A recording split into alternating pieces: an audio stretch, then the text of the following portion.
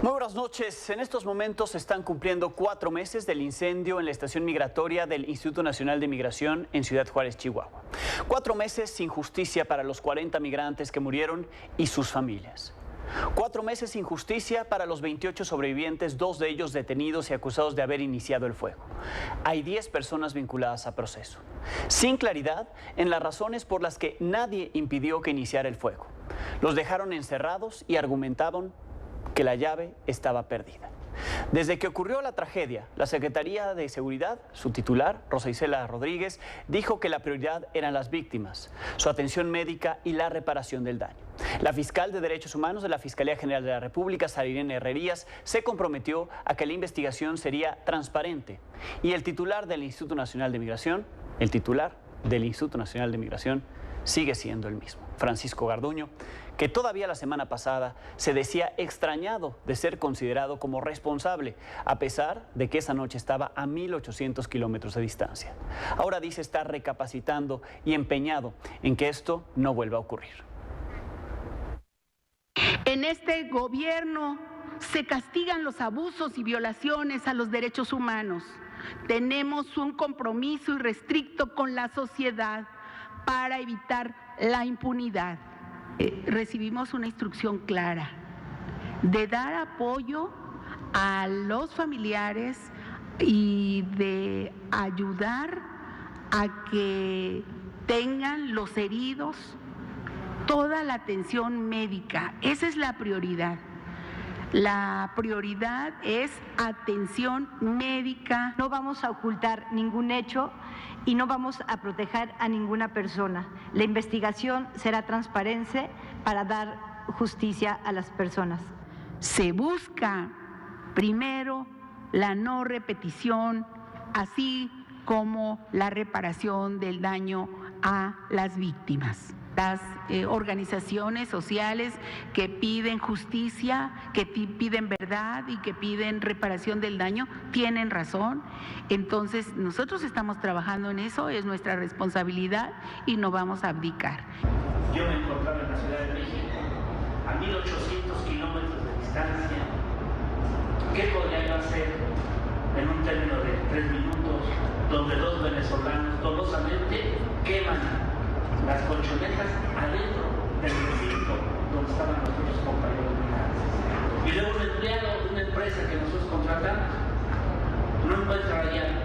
Estoy vinculado al proceso como responsable también del proceso.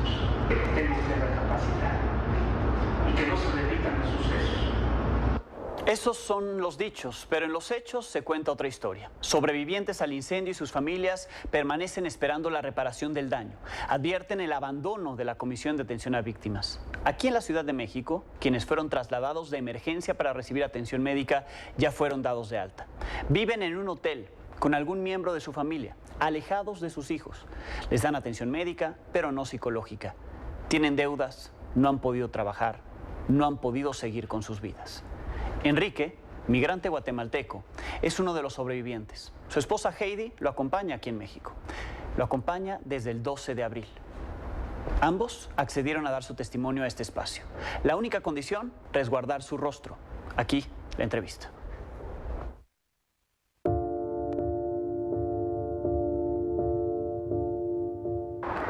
Enrique, a 4 meses de lo ocurrido, ¿cómo estás? ¿Cómo te encuentras ahora?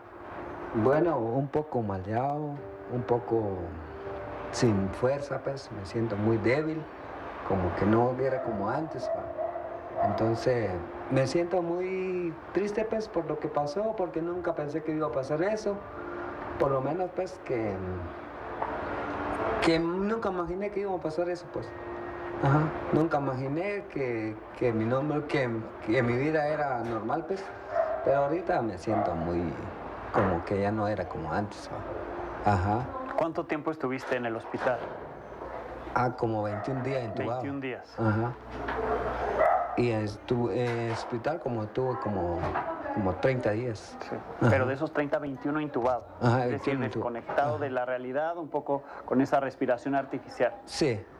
Entonces, bueno, por lo menos que nos ayuden, ¿va? Por lo que pasó, pues, porque necesitamos, porque no tenemos dinero, estamos aquí sin dinero, pues, porque a veces necesitamos algo que comer, que digamos, porque solo mismo en el hotel se aburre de la comida, ¿verdad? ¿Están en un hotel? Ajá, estamos en un hotel, entonces se aburre, pues, porque no nos sentimos bien, aburridos, queremos salir, no podemos salir, pues, porque no conocemos aquí, ¿verdad? ¿Cuándo fue que saliste de Guatemala? Ah, no me acuerdo. ¿Cuánto tiempo llevabas de camino hasta que te detuvieron allá en Ciudad Juárez? Como 23 días. 23 días. Ajá. ¿Y cómo fue esa detención? ¿Por qué te detienen y te meten, te encierran en ese lugar? Bueno, nos agarraron, nos dijeron que si somos de aquí, de Ciudad Juárez, pues, bueno, por lo menos no vamos a mentir, porque si mentimos, pues, nos van a meter preso, ¿verdad?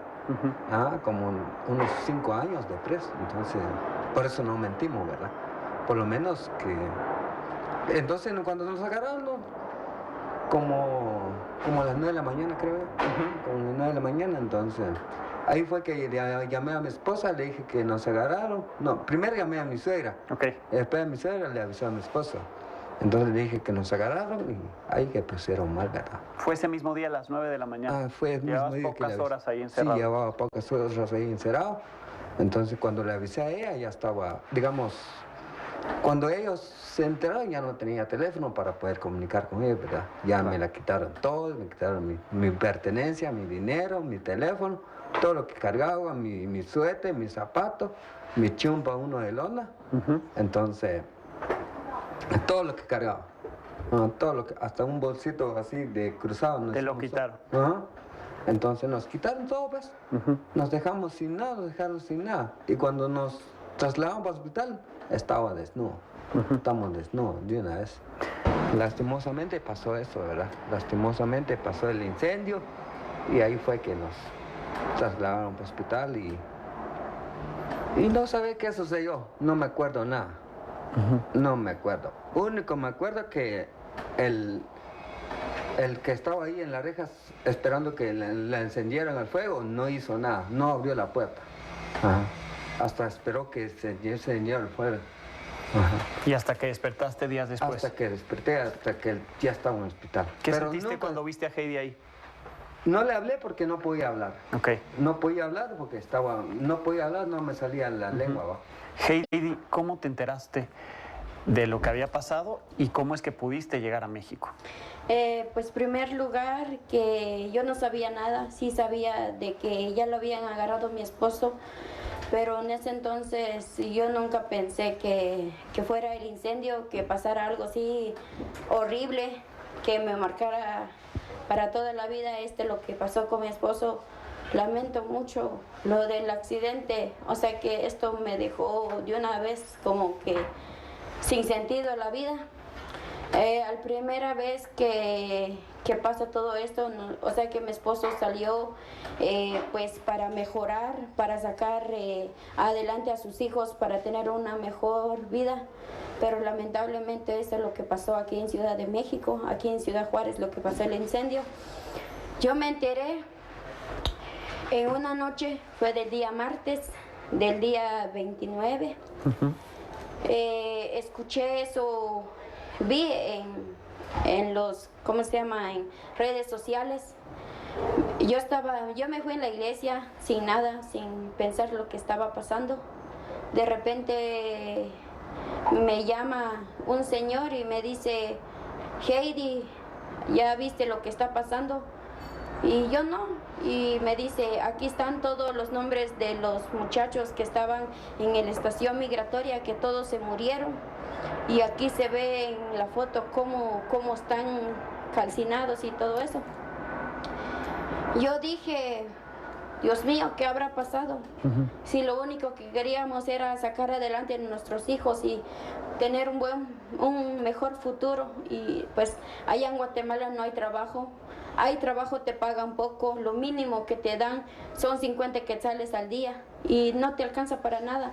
Nosotros tenemos 2 niños que necesitan pues todo, necesitan comer, necesitan de todo, pues un niño que pues nunca vino al mundo aquí para sufrir, sino que para tener un mejor futuro.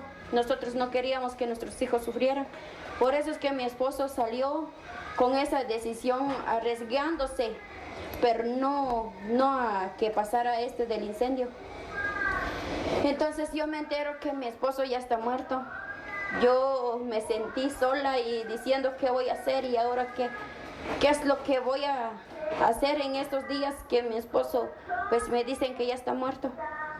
Yo me puse a llorar como que ya sin sentido en la vida, sintiendo que de un día para el otro se iba a venir todo el mundo y me iba a morir o no sé, ya no le hallaba sentido en la vida. Después, por medio de redes sociales, los de Facebook y todo eso, yo supe que mi esposo ya estaba muerto. Y de ahí me llaman al día siguiente, que es día miércoles, me llaman y diciéndome que mi esposo no estaba muerto, que mi esposo estaba luchando, que estaba en coma aquí en Ciudad Juárez, estaba en coma, que no podía hablar y que pues ahí estaba inconsciente. Yo dije, Dios mío, ¿y ahora qué está pasando? Dije yo, pues que tal vez me querían como decir cosas que no eran, y decía yo que si tal vez eran personas que me querían hacer más daño de lo que ya estaba sufriendo, porque yo ya no comía, Claro. deseando hasta mi muerte, porque sentía que ya no podía más.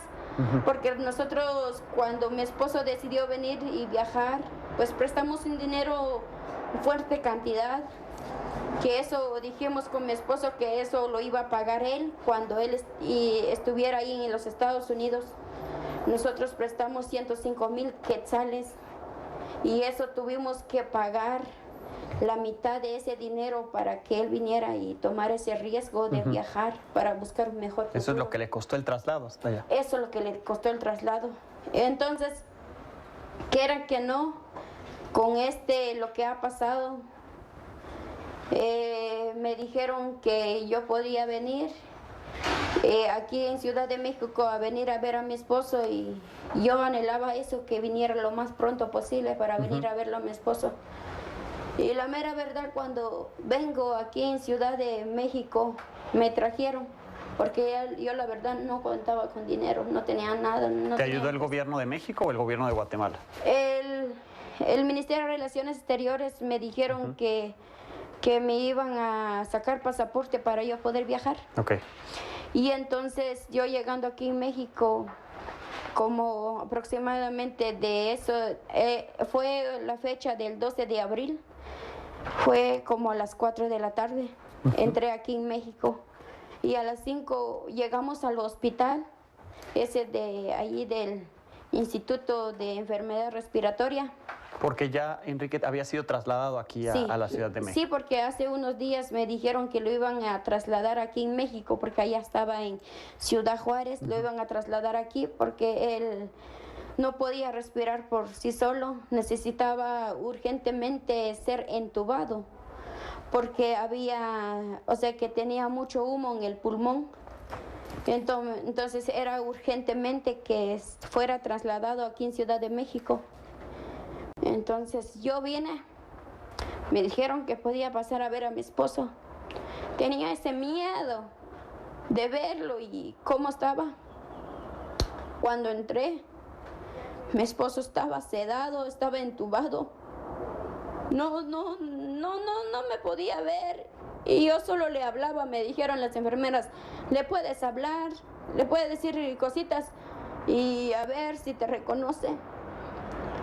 Ese momento para mí fue así un mal momento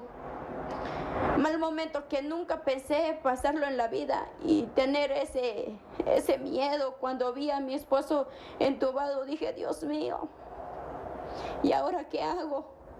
Porque me dijeron que eso solo sería un milagro, que mi esposo podría sobrevivir a eso. Y entonces vi a mi esposo ahí tirado en la camilla, no podía moverse para nada. Me dolió tanto porque lo único que él estaba buscando era un mejor futuro para mis hijos. Lo que un buen papá lo busca para sus niños. Uno no quiere ver a su familia sufriendo de todo lo que nunca pensamos que pasaría. Porque realmente nosotros pues salimos de nuestro país para buscar y mejor futuro para nuestros hijos, porque nadie quiere ver sufriendo a sus hijos. Y entonces fue la verdad muy difícil para nosotros ese momento. ¿Cómo fue el momento cuando despertó? Cuando le quitaron los tubos. Muchos días después. Sí. Bastante días después de que él despertó, porque él se despertaba y no se controlaba y quería quitarse todos los tubos que tenía hasta en la garganta. Se quería quitar y lo tenía mucho tiempo sedado, porque me dijeron los doctores que si él se intentara a quitarse esos tubos, que iba a ser más peor, porque se iba como que a ahogar y las cosas iban a ser más peor. Y entonces, la verdad, nosotros exigimos justicia, porque esto no es cualquier cosa que haya pasado así de repente. Esto tuvieron tenido más seguridad allá en el reclusorio de aquí de Ciudad Juárez, porque digo yo, ¿por qué hacen eso? ¿Por qué no actuaron cuando vieron que se estaba encendiendo eso? Ajá, ¿por qué no actuaron rápido viendo qué iban a hacer? No dejarlos muertos ahí como unos animales. Es que nosotros seres humanos salimos de nuestro país para luchar, seguir y trabajar. Nosotros, o sea que los que estaban ahí no eran unos ladrones, no eran unos maleantes, no eran matones, no mataban a la gente y todo eso, salían para mejor futuro a sus hijos. Y entonces lo que nosotros exigimos ahorita es justicia y también esa reparación de daño, y que lo hagan y que lo cumplan, porque nosotros ahorita tenemos más de 4 meses estando aquí en México. Y están separados de la familia, ¿verdad? Y estamos separados de nuestros hijos. Y eso es la verdad que no me gusta mucho, porque estoy separado de mis hijos y mis hijos sufren y nosotros sufrimos aquí por tanto mucho tiempo separados. Y por eso yo he pedido hace mucho tiempo que yo ya he pedido que traigan a mis hijos, pero no lo han cumplido. ¿Ustedes qué quieren? ¿Se querrían quedar en México? ¿Se querrían tener los recursos con la reparación del daño para hacer lo que quieran, donde quieran, regresar a Guatemala? ¿Cuál sería el plan ideal? Nosotros, nuestro plan que tenemos es la reunificación familiar aquí en México. Y la verdad que sí tenemos mucha deuda. Aquí ahorita nosotros nos hemos metido en deudas, yo me he metido en deudas, porque la verdad aquí en México no nos han ayudado así en efectivo. Nadie se ha preocupado por nosotros si queremos algo fuera de la comida que nos dan en el hotel. Siempre vivimos ahí en el hotel. Encerrados, o sea, pueden salir, pero no tienen los recursos para salir. No podemos salir porque no tenemos dinero, porque ya saben ustedes, pues, cuando sale uno, pues mira una botana y quiere algo, y nosotros no podemos salir, no podemos tener ese gusto de salir, porque ya o sea que miramos algo y queremos comprar, pero no tenemos dinero. Y entonces ahorita pues nosotros ahí en el hotel metidos todo el tiempo nos hemos angustiado bastante, y hasta incluso mi esposo se ha sentido mal de estar ahí encerrado, porque dice, ¿por qué me pasó esto? Y ahorita ya no me siento igual, ahorita me siento más débil. ¿Qué voy a hacer para mantener a mi familia? Mis hijos me necesitan y yo aquí encerrada en una habitación. Y él se lamenta mucho por qué pasó, por qué sucedió. Enrique, ¿cómo fue despertar del coma? Tuve que despertarme solito, o despertarme solo, pues no me dieron nada. Tuve que darme fuerza yo para despertarme y todo eso. Hasta ahorita pues me dolía mucho los ojos, hasta me da náusea. Solo como un poquito, porque si como mucho me da náusea. ¿Todavía ahorita? Todavía. Ajá. Por eso no como mucho, ni con tortilla, porque antes cuando yo estaba en mi país como con tortilla, hasta unos 8 tortillas, pero ahorita ya no como tortilla con comida, pues me da náusea. Me da náusea, me da ganas de vomitar y todo eso, ¿verdad? Y hasta me duelen los ojos, siempre me duele. Se quita un ratito, se viene un ratito, se quita un ratito, se viene un ratito. Entonces por eso no sé qué hacer, ¿va? Porque ¿Te han visto médicos en estos 4 meses? ¿Te han revisado? Sí, me han revisado, pero me han dicho que mis ojos están resecos. Entonces, por eso me pusieron los lentes, ¿va? Porque antes yo no usaba lentes. Y antes yo no dolía mis ojos antes, cuando yo estaba en mi país, ¿va? Hasta aquí fue que sucedió eso. Ajá. Entonces, por eso, bueno, exigimos justicia con eso, ¿verdad? Entonces, que nos preparen nuestros reparación de daño, ¿va? Ajá. ¿Les han ofrecido algo? ¿Ya las autoridades les han ofrecido algo? ¿La Comisión de Ayuda a Víctimas? No. Nada. No nos han ayudado, no nos han dicho nada. ¿Por qué los tienen esperando aquí en México? ¿Qué les dicen las autoridades? Bueno, por la cita que tengamos, hasta el último cita tenemos hasta el 16 de agosto. 16 de agosto. Ajá. ¿Con quién tienen la cita? Con la neurología. O sea, es la atención médica. También han recibido atención psicológica, ¿correcto? Todavía no. ¿No? Todavía no. No se las han dado en 4 meses, no han recibido atención psicológica. Reparación de daño, ayuda, reunificación familiar. Eso podría ser la exigencia que ustedes hacen. Sí, eso es lo que queremos nosotros. Porque estamos tristes, pues, no estamos con nuestros hijos nos necesitan, pues. Entonces, por eso nos necesitamos, pues. Ellos están tristes, están solos. Hace 4 meses que salió mi esposa allá y nadie está cuidando. Solo su abuela, ella tiene 78 años, lo cuida. Entonces, 78. A veces su mamá sale de trabajo y se quedan solos, pues. Los dos son muy jóvenes. Sí. ¿Cuántos años tienes tú, Enrique? 24. Y tú 21, Heidi. Muy jóvenes, con una vida por delante y que quieren estar en familia. Queremos seguir adelante, pues, porque nosotros allá en nuestro país no tenemos nada, no nos pagan como lo mínimo como 50 que sea al día, como dice ella, ¿verdad? Sí. Y eso a veces queremos construir una casa y no tenemos, pues, no podemos, porque no tenemos mucho dinero, no ganamos lo mínimo. Sí. Entonces, por eso decidí venir aquí. El responsable de migración pidió perdón, pero el perdón no es suficiente, me imagino, para ustedes. No. Perdón pidió, pero nunca nos dijo a nosotros. Tal vez haya pedido perdón, pero al público, no a nosotros como afectados, no a nosotros que hemos sufrido más de 4 meses. Nosotros hemos sufrido bastante y nadie se ha disculpado con nosotros. O sea que tal vez ellos quieren hacer como se les dé la gana, porque ellos lo que han hecho es eso. Quieren hacer las cosas a sus maneras. Porque eso realmente ha pasado con SEAP, que le decimos atención a víctima. Ellos lo que han hecho, al principio nos acompañaron en el hospital cuando nosotros más lo necesitábamos. Cuando ellos salieron, ya nunca se acercaron a nosotros. O sea que se supone que son atención a víctima, pero ya nunca se juntaron con nosotros.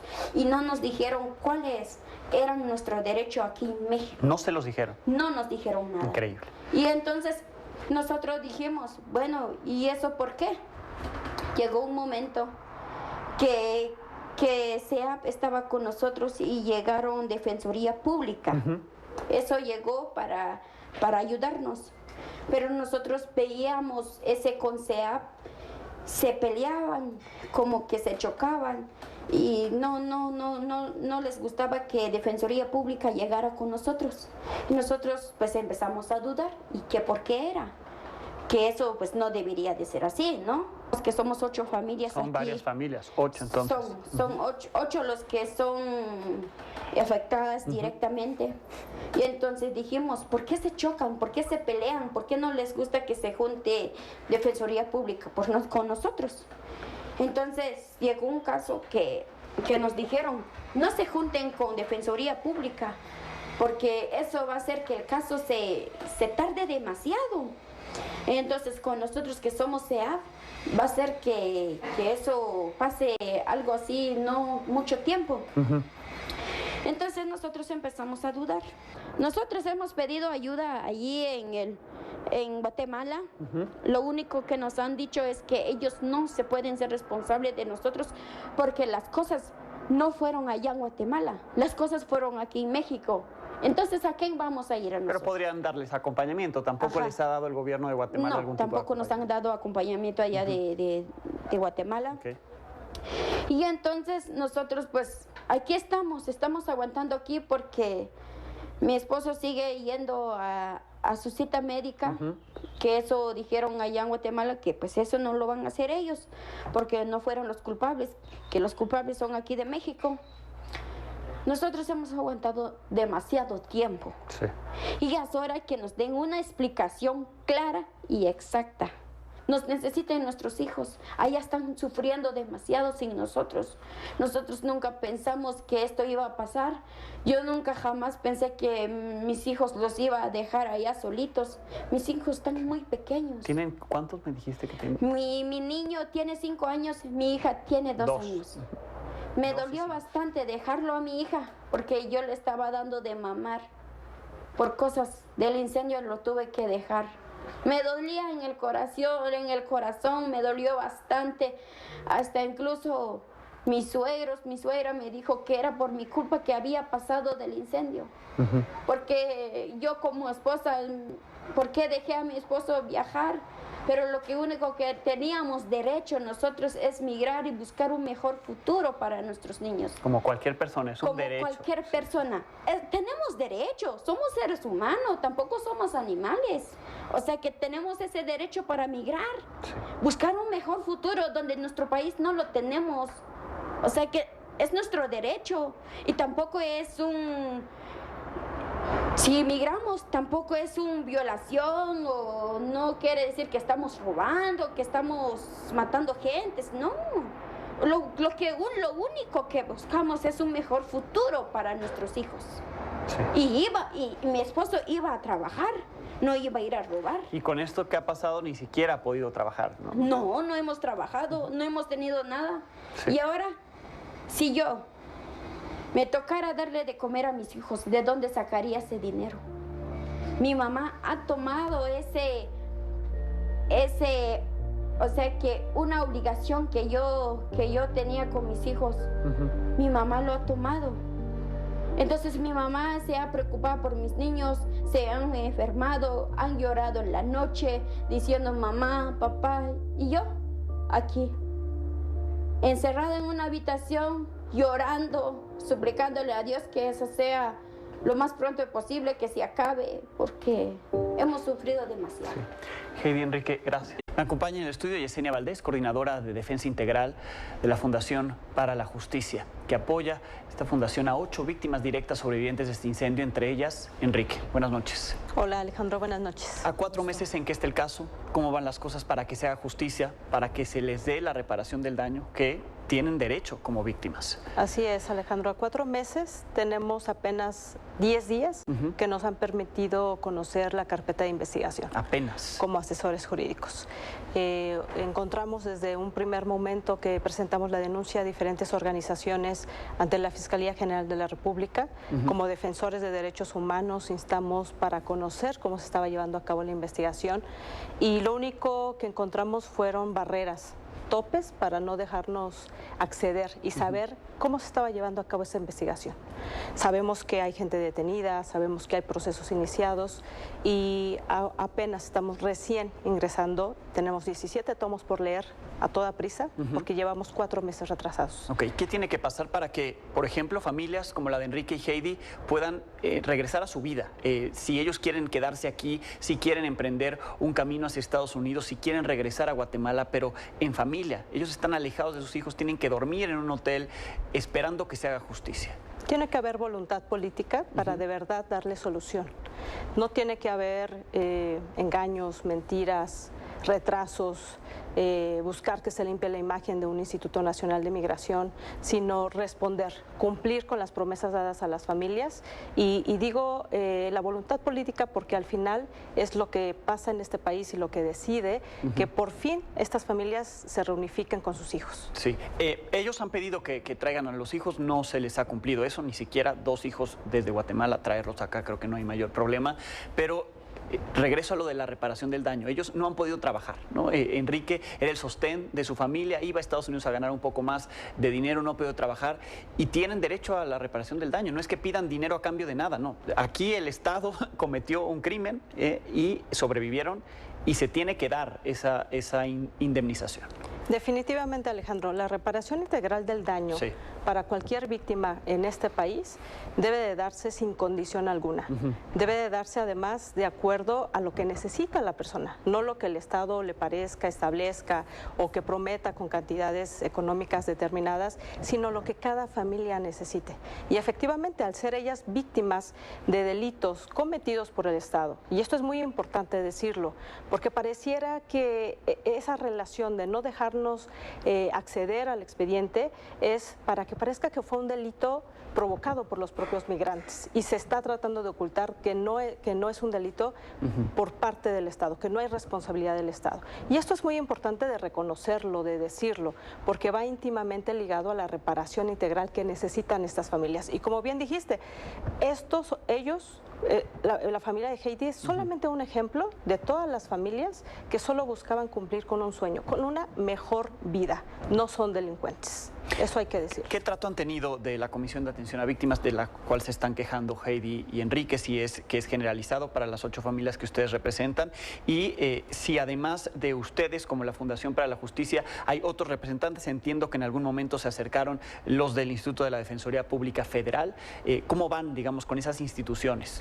Ha sido una relación compleja. Lo que hay que decir es que en esos 4 meses que tuvieron la representación, la asesoría jurídica de la CEAP, no se acercó a informarles. Ellos no saben cómo iba la investigación, no saben qué pruebas se ofrecieron, no saben quiénes eran los acusados, por qué delitos, etcétera. Efectivamente, la representación ahora está a cargo de diversas organizaciones, junto con la Fundación, está IMUMI, Asylum Access, está DIA, etcétera.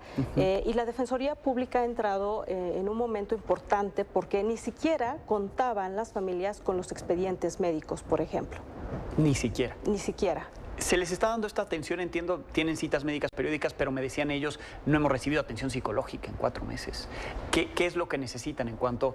Porque es parte también de la reparación integral del daño, no solamente es una cifra económica y que se vayan a casa, ¿no? Así es, y qué bueno que lo mencionas, porque yo escucho mucha gente decir que esta gente quiere dinero. No quieren dinero, quieren retomar su vida, quieren esa reparación integral del daño. Lo que se busca es que pueda, en la medida de lo posible, porque ya es imposible que regresen a cómo estaban antes, en la medida de lo posible que puedan tener esa reunificación, que tengan la oportunidad de cumplir con ese sueño, con esa posibilidad de tener una mejor vida, y esto implica que tengan atención médica, implica que tengan atención psicológica, que puedan tener acceso a otros servicios, como es la educación, como es el tener también la distracción, también es sano.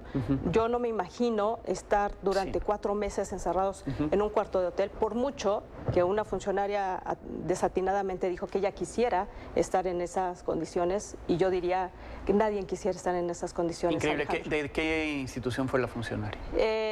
De la Comisión Ejecutiva de Atención a Víctimas. De Atención a Víctimas, imagínense, se dedican a atender a las víctimas y le dice, yo quisiera estar en un hotel. Pero están en un hotel encerrados, tienen la comida ahí porque se paga, entiendo, el Instituto Nacional de Migración es el que paga. Pero si quieren salir, si ven algo que se les antoje, nos decían, pues no lo pueden comprar, no tienen los recursos. Efectivamente no tienen los recursos. No pueden trabajar, no se les ha dado una visa, digamos, si quieren hacer cosas en México, ¿pueden hacerlo? Mira, algo que ha faltado es explicarles sus derechos. Esto sucede ahora que ellos están en esta circunstancia, pero sucede también cuando se hacen esas detenciones contra los migrantes. Todos los días. Todos los días. No se les explican sus derechos básicos de cómo regularizar su situación, qué pudieran hacer, la petición de asilo, etcétera. Sí. Bien, pues estamos atentos. 4 meses seguimos en esto. Gracias, Yesenia. Hay que estar atentos los siguientes meses. Así es. Gracias. Pausa. Volvemos.